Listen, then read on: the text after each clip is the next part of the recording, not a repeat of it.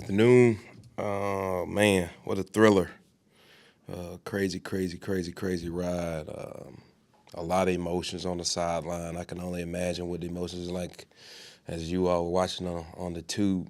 But, you look at it and, that type of win created a lot of defining moments for our football team and who we are and, what our culture is all about and who our true identity is. And, we're going to find ways to win those gritty, up and down. How can we continue to find ways to stay neutral through it all type games? And, there were a lot of don't blink, don't flinch moments for us. And guys' confidence never wavered. We lose Jaron Hall, the second offensive drive of the game. And, it's always kind of that next man up mentality for us. And, you get Josh Dobbs who just stepped foot in the building to go out and find a way to lead our team to victory. And, here we are stacking 4 wins in a row now.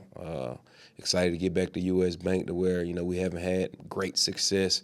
And that's something that we got to turn the tide on there because that's what our fans deserve is they bring unbelievable energy. Got a tough opponent coming in the New Orleans Saints. It's going to be a hard-fought battle, but guys are up to it and excited about the opportunity. You guys obviously needed all of Greg's kicks. What have you learned in the couple of years here just about how he bounces back and rebounds from whatever moments may come? Yeah, huge day for Greg going 3 for 3 on the field goals and the 2 for 2 for PATs combined for 11 points there. But that's just who Greg is. I had a great talk with him during the week, and again, he's always biting at the bit to get back to it.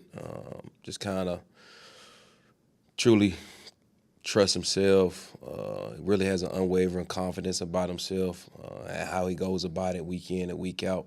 And quite frankly, we've grown this trust now to where I can be transparent with him and he can be transparent with me, and we do a great job of communicating with one another. And like I said, that 42-yard, Green Bay field goal, those are just must-have situations. Kicks that we just have to make.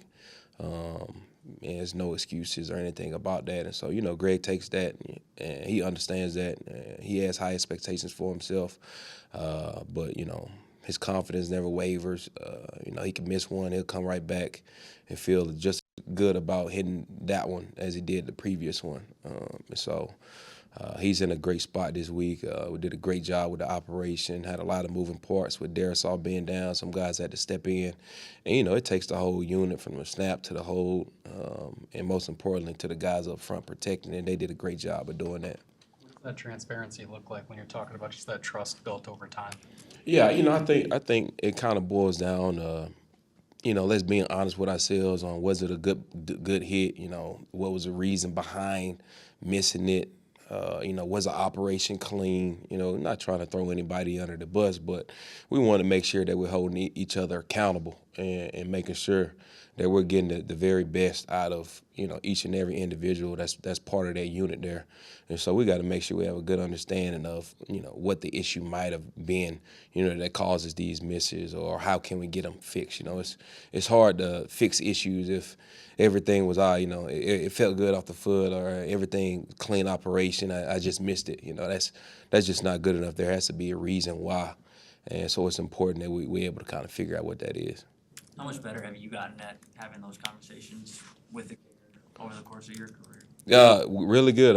It's a good question there, Dane, because there's some kickers, that don't want you to say anything to them, and so you have to know it's on an individual basis. At the end of the day, understanding and knowing who that kicker is and what his approach is and how he likes to go about it. You got some kickers that want you to dog cuss them out, other kickers that don't want you to say anything to them at all, especially during the game as they're kind of in that zone and in that mode. And so now, going into year 2 with Greg, it's important that we continue to build that rapport and build that communication.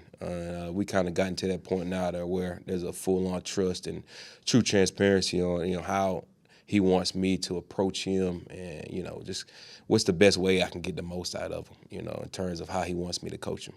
I'm sure you had your own communication going on during the game with your own unit. But could you hear any of what was going on with the offensive headsets? And Yes, I could. So typically what I do is I try to flip back and forth between whichever unit is up, whether it's defense or offense, and in between, if there's any dead time, I'll hop back over to be able to talk to my assistant because I have to always be kind of in constant communication with the defensive coordinator and letting them know kind of what the line is for their kicker or, knowing what type of situation we're in. From an offensive standpoint, I went 4 down, we'll be punting here.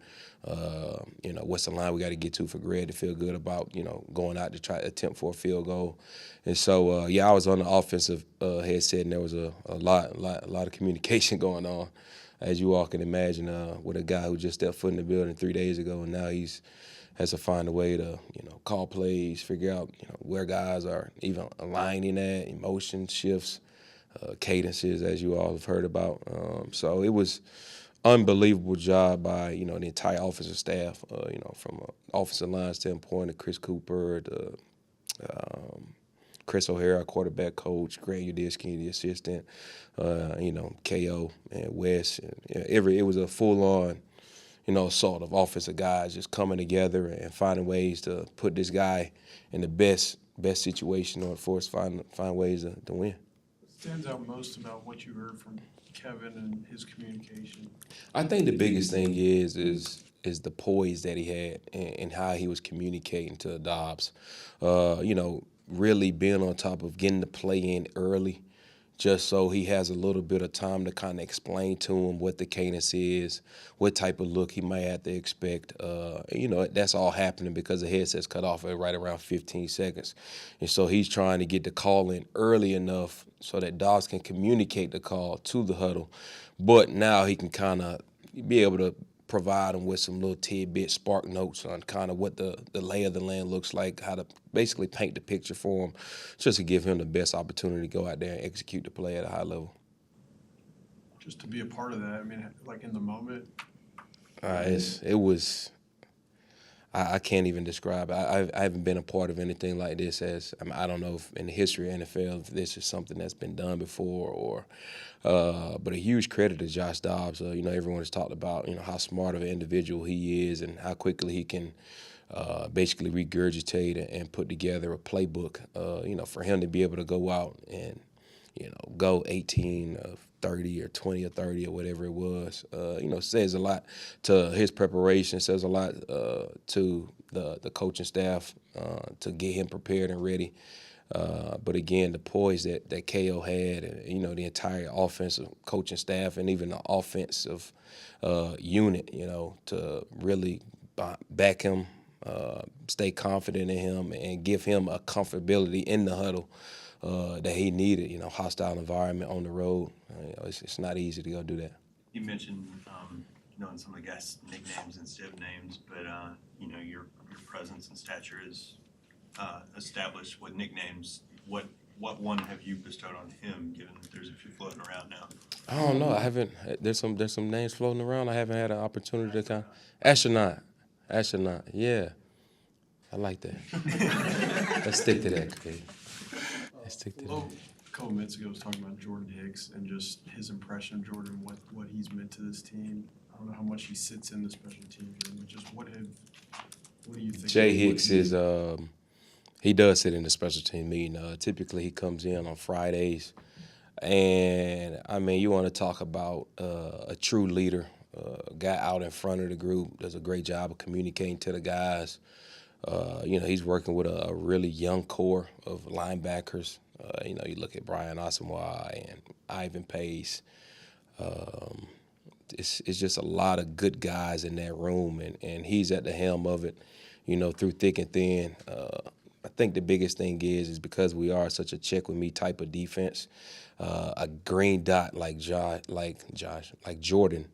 there's a lot of autonomy that goes into the defense, and that's because of how smart of an individual Jordan Hicks is and how much of a command he has for the defense, or how much trust Flo has in him to get the defense in the right call, get guys aligned in the instance based off of shifts, motions, formations. It's just a true credit to how much of a pro Jordan Hicks is, and it's a great example for these young guys that's coming up behind him. Houston had their running back kick the ball. Man, how kick a about field goal. that? Who's your emergency kicker? The emergency kicker is Mr. Ray. We don't have any skill players that can kick him, to my knowledge at least. The emergency holder would be Speedy. Yeah, Jalen Naylor is the backup holder. Yep. So You never know. after Never know. this week. Yeah, you never know. Never know. Hold your breath. Appreciate y'all.